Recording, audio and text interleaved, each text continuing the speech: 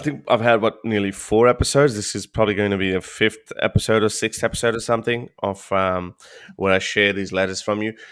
I'm not denigrating any of the letters that I've received over the years, and I've said that I used to have this Facebook account, and it was well documented. Now I had way over 1,000 now and I'm only guessing that now because I used to say nearly 2 years ago that I received over 1,000 messages. A big chunk came when my book was freshly published and translated in Urdu. So that's when I was getting a lot of messages. But even now, I'm getting 2, 3, 4 every week. So and that's just some people who write to me. But you always wonder what is the right number? What is the good number to have? Is it like, okay, 10,000 people have woken up and 10,000 people, no, not the wokes we're talking about, but they're awakened from the peaceful slumber, actually peaceful, sorry for the lack of a better term, slumber of Islam. Yeah. But Definitely not peaceful. yeah, what would be the right number? I reckon, and this is why That's like asking how long is a piece of string. I think there's no right number. No, but Nuri, I was thinking about this because what I'm about to share with you, I'm sure you'll be very happy because in all the thousands of messages that I've received over the years, this one is right up there. This was right up there because, again, no disrespect to anyone else, but this one, as an activist, I gave the speech and I emphasized on the point that a good activist inspires other activists to come out and become an activist. I reckon this is the hallmark of it, of any activist. Like you've inspired, it's like a sportsman. How many other next generation of sportsmen have started following in his footsteps? For example, like Imran Khan gave rise to Waqar Yunus and Wasim Akram, and Waqar Yunus gave rise to Shoaib Akhtar, and then Khan had died.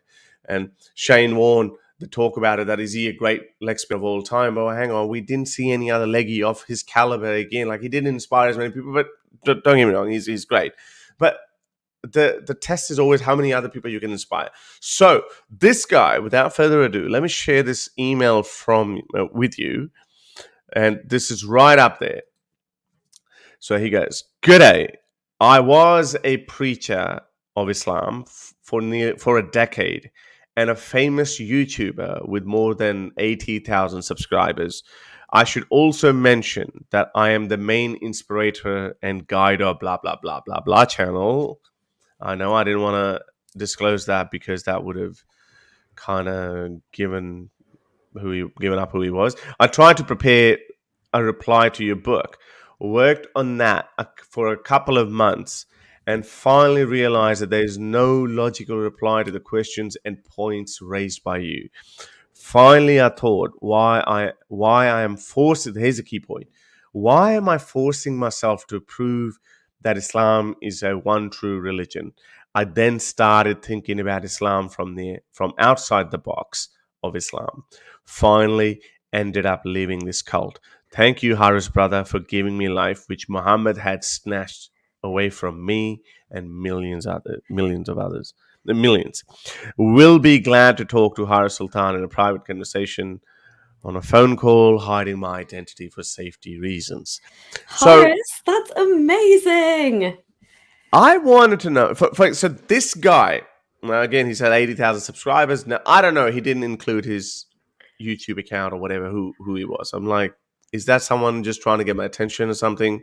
Because we've had some people, especially on my Urdu show, where some Muslims, some ex-Muslims who are already ex-Muslim, pretend to be Muslims, and then they, bag Muslims. So I'm like, don't do this because your fakeness is coming out, and all the other Muslims will be like, yep, Haris planted that guy. Well, I've got no idea. So anyway, so I'm just trying to work out whether this guy is legitimate or not. But I couldn't ignore him. There's so many other messages that have slipped through the radar. What's the conclusion on him? Is he or are you I still called him. So I gave him my WhatsApp number. So I spoke to him, and then he shared me his YouTube account. Nuria, no exaggeration. His videos has had like multiple videos and hundreds of thousands of views. The Wow. top video that I saw had 800,000 views. And then he told me he has deleted nearly 60 videos from that channel because he's so embarrassed of them. So Oh his my channel has been God. dead for a while. He had Yeah. a big bushy beard, like a full on, like a classic day. Yeah. And he said, so I spoke to him for nearly an hour, maybe a bit more than that. So spoke about his journey. He said, so anyway, so he said that someone told him about atheism, and he took that as a challenge. He thought that there's no point in fighting amongst Muslims like Sunnis and Shias, Deobandis and Barelvis and all that crap. He said, well, atheism is a rising challenge, and he Mhm. said he also thought that, actually, no, yeah, did he say that, or maybe I can assume. Anyway, so it was a funny thing, but either way, so he was concerned about his safety, and I think brought up this point, or he brought up this point, that he used to think that ex-Muslims exaggerate their safety concerns. But now you're an ex-Muslim. How about that? But there's no point in telling him that because he's an atheist now. So anyway, so I said, what was it that really, triggered this seed of doubt, or this chain of thoughts? So he said, the first thing, he managed to get around the all these other, because it happens it goes for so on, it goes on for so long, that why women are inferior or whatever. He said he managed to wiggle his way through it, but the scientific mistakes for him, he was like, oh no, sorry, philosophical mistakes on just the question of God. That's what just triggered him. He said, I just couldn't logically give you an answer, because this guy was his channel. If you went through it, he spent most of it. He was like a mini Zakir. You're like, oh, Mm. look, there's a science in this verse. There's a Mm. science in this verse. So he was on that road. So then philosophically, he was like, well, I just gave up. And now he's like, he'll move to hopefully to a safer Western country, and then it'd be and I told him, don't delete your account.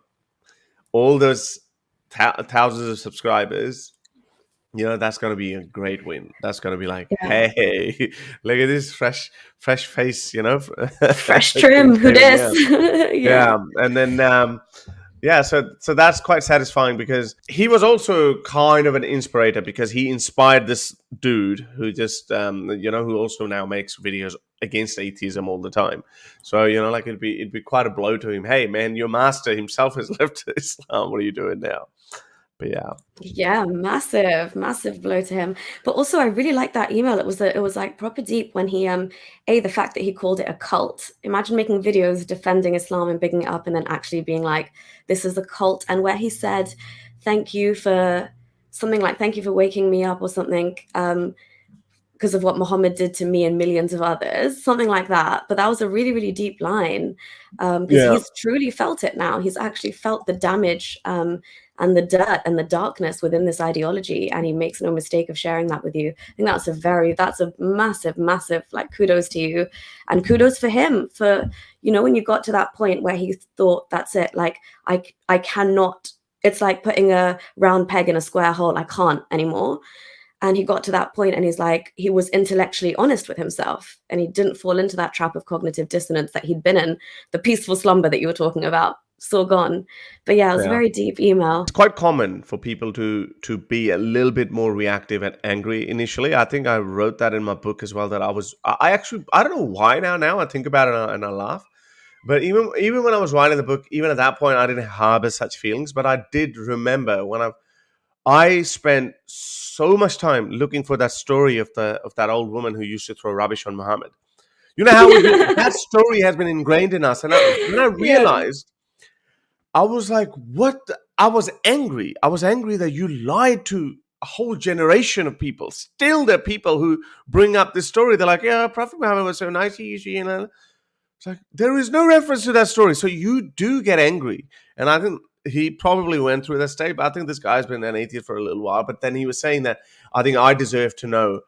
He said he didn't. He had no intention of telling me Yeah. because he's been an atheist for some time. But he said I deserve to know because because I share these letters, and I've told people that like it kind of motivates me a lot more. Like you said it, like that letter from that girl, if she takes off her hijab and feels the wind through her hair and goes on to live her life, and you know that you played a huge part in that, Nuria, doesn't everything go away instantly? That Yeah. just says, yep, kudos, it was worth it. Whenever I decided to wake up and do this, it was worth it.